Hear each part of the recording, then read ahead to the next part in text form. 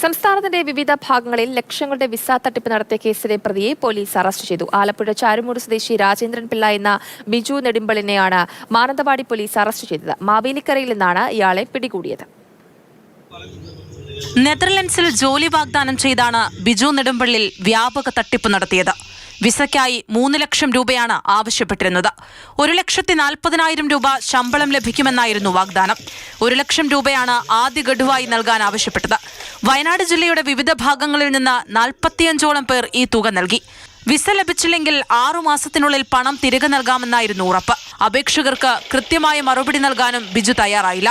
ഇതേ തുടർന്ന് ഉദ്യോഗാർത്ഥികൾ പോലീസിൽ പരാതി നൽകുകയായിരുന്നു. 1 ലക്ഷം രൂപയാണ് നമ്മൾക്ക് വേണ്ടത്, 6 മാസം കൊണ്ട് കൊണ്ടുപോകാമെന്ന് പറഞ്ഞു. പിന്നെ ബാക്കി അവിടെ ചെന്നിട്ട് ജോലിയിൽ നിന്ന് പിടിക്കാന്നാണ് പറഞ്ഞത്. കമ്പനിയുടെ ഭാഗത്തുനിന്ന് പൈസ തന്നാലേ നിങ്ങൾക്ക് തിരിച്ചറിയാൻ പറ്റുമെന്നാണ് അയാൾ പറയുന്നത്. പക്ഷെ കമ്പനിയുടെ യാതൊരുവിധ ഡീറ്റെയിൽസോ അഡ്രസ്സോ ഫോൺ നമ്പറോ ഇതൊന്നും ഇയാൾ തന്നിട്ടില്ല. മാനന്തവാടി പോലീസ് വയനാട് സൈബർ സെല്ലിന്റെ സഹായത്തോടെ നടത്തിയ അന്വേഷണത്തിലാണ് ഇയാൾ പിടിയിലായത്.